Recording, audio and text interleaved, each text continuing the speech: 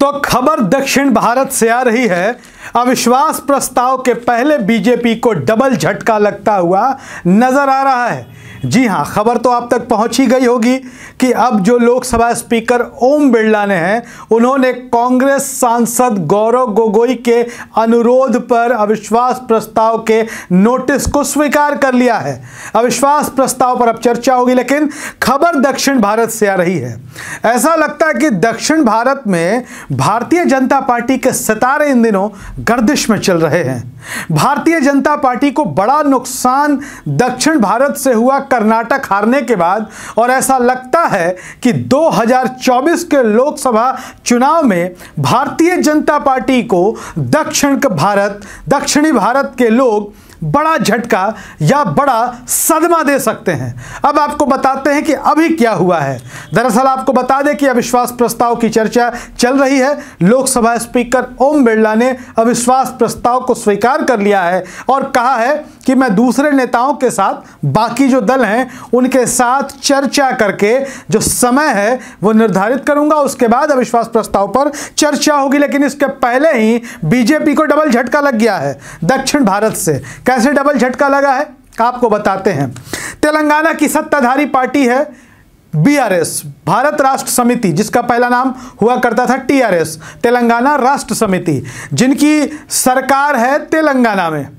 अब कांग्रेस के साथ उनके 36 के आंकड़े हैं, और जिस तरीके की राजनीति तेलंगाना में हो रही है वहां कांग्रेस और टीआरएस सीधी टक्कर में बताए जा रहे हैं। और ऐसे में उम्मीद जताई जा रही थी कि चूंकि कांग्रेस के सांसद ने अविश्वास प्रस्ताव का नोटिस दिया है, लिहाजा केसीआर की पार्टी, के चंद्रशेखर राव की पार्टी टीआरएस उसमें हिस्सा नहीं लेगी। लेकिन जो खबर बाद में आई कि जो टीआरएस है, यानी कि जो बीआरएस अभी हो गई है, उसने अलग से अविश्वास प्रस्ताव के लिए जो चर्चा की मांग, जो है अविश्वास प्रस्ताव लाने की मांग लोकसभा स्पीकर ओम बिरला से की थी। और टीआरएस के नेता हैं लोकसभा में नागेश्वर राव ने ही लोकसभा स्पीकर से अनुरोध किया था।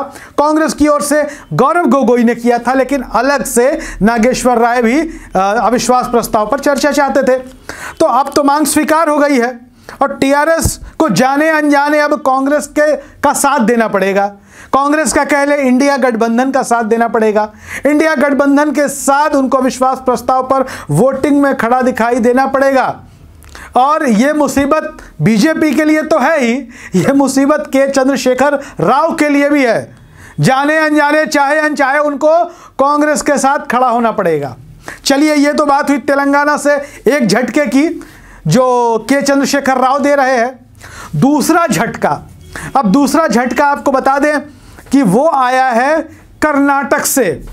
कर्नाटक में कई दिनों से, जब से कर्नाटक में कांग्रेस की प्रचंड जीत हुई और भारतीय जनता पार्टी की करारी हार हुई, उसके बाद से इस बात का अंदाजा लगाया जाने लगा था कि जेडीएस और बीजेपी, भाजपा और जनता दल सेकुलर एक मंच पर आ सकते हैं।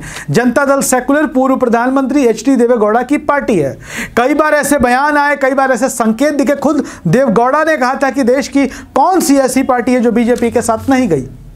तो उसके बाद वो लगातार इस बात की चर्चा हो रही थी कि जेडीएस जो है वो बीजेपी के साथ जा सकती है। खुद कुमार स्वामी जो सीएम रह चुके हैं कर्नाटक के और देवेगौड़ा के बेटे, उन्होंने भी कहा था कि बीजेपी के साथ हम मिलकर आने वाला लोकसभा चुनाव लड़ सकते हैं। इसके बाद उम्मीद जगी थी बीजेपी को कि दक्षिण भारत में उन्हें एक मजबूत सहयोगी मिलने जा रहा है।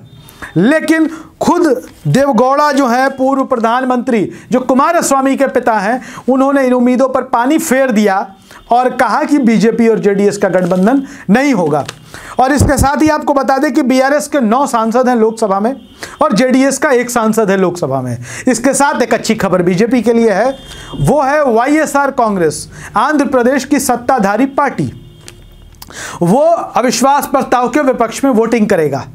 जो आंध्र प्रदेश की सत्ताधारी पार्टी वाईएसआर कांग्रेस है, तो यह बीजेपी के लिए फायदेमंद है। लेकिन नुकसान आंध्र प्रदेश में तब होगा जब वाईएसआर कांग्रेस वहां खुद को एक सेकुलर पार्टी के तौर पर दिखाने का प्रयास करेगी।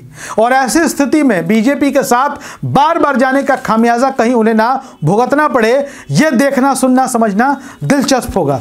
वीडियो अच्छा लगे तो शेयर करिएगा, अपनी राय जरूर दीजिएगा। धन्यवाद।